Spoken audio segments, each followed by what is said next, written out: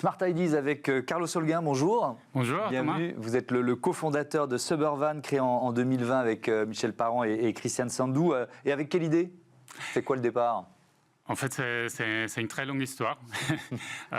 Nous sommes trois passionnés de véhicules autonomes. On a travaillé depuis très longtemps sur ce sujet. Oui.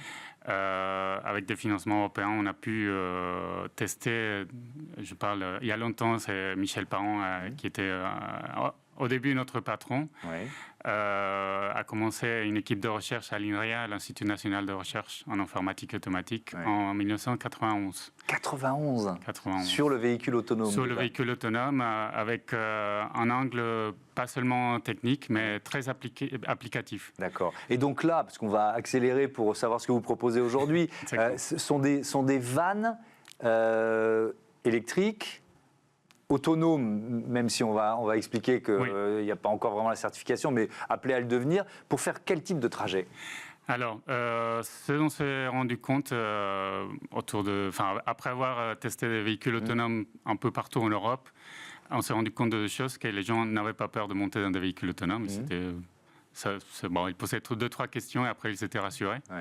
Ouais. Et ensuite, on s'est rendu compte que il y a eu une espèce de vague de navettes qui roulaient très doucement et on les mettait dans des parcs, dans des jardins, dans des ponts, des trajets très très courts. Nous, on s'est dit, il y a quelque chose à faire et en fait, l'idée est venue du fait on travaillait à l'INRIA, donc on était en banlieue parisienne.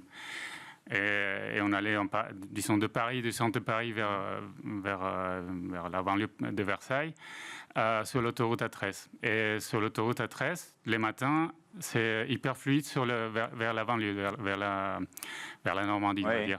Alors que dans l'autre sens, c'était à peu près 15 km de bouchons. Je l'ai vécu aussi, effectivement, c'est blindé tous les matins. Exactement. Donc on s'est dit, là, il y a un problème. Et on a essayé de comprendre ce problème. Et le problème qu'on a trouvé, c'est que c'était tout bête. C'est qu'il y a en France 18 millions de personnes qui, dans les zones périurbaines, donc je ne parle pas du centre de Paris ou de Lyon, des grandes villes, mais plutôt les périphéries, vont au travail en voiture. Donc ça, c'est des données peut-être de 2018, 2019. Et on s'est rendu compte que, en fait, 14 millions de ces 18 étaient à 10 minutes en voiture d'une gare. Sauf que pour accéder à ces gares, il y a un bus qui passe toutes les heures, qui met 20-30 minutes. Et donc, c'était très difficile d'accès. Donc, vous proposez une sorte de navette qui va du domicile à la gare, c'est ça? C'est ça. On propose un van. Donc, c'est un van électrique automatisé. Donc, on l'automatise. Mais c'est un van de série, donc produit par, en l'occurrence, Stellantis, Peugeot Citroën.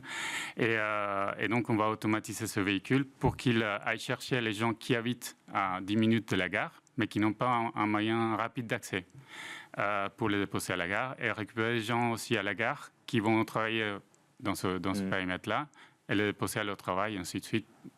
C'est déjà opérationnel? Alors, aujourd'hui, on a, avec le soutien de la région Île-de-France, dans la commune de Chénère-au-Concours, on a une expérimentation. Ça s'appelle le Rock Express, c'est ça? C'est Rock Express, exactement. C'est une navette électrique avec un chauffeur qui fait ça, qui va d'un quartier, disons, un quartier où il y a des habitations, mais il y a aussi un grand employeur. Et donc, il transporte les gens vers la gare et depuis la gare. Et donc, pour qu'il n'y ait plus le chauffeur, qu'on soit dans la navette autonome, il faut quoi, une certification, c'est ça? Oui, il y a un peu de temps. On a en France la chance d'avoir, disons, je dirais, le cadre légal le plus avancé au monde en termes de véhicules autonomes, pour des raisons historiques. Enfin, on a fait en France des véhicules autonomes depuis les années 90. Donc, et donc, on a ce cadre légal qui permet déjà de mettre des véhicules sans conducteur sur la voie publique, ce qui est un cadre assez exigeant. Et donc, nous, on doit soumettre nos solutions à l'évaluation dans ce cadre pour pouvoir enlever le chauffeur du véhicule. Merci beaucoup, Carlos Holguin, et bon vent à vos Suburvan. Voilà, c'est la fin de ce numéro de Smart Impact. Merci à toutes et à tous de votre fidélité à Be Smart for Change. À demain.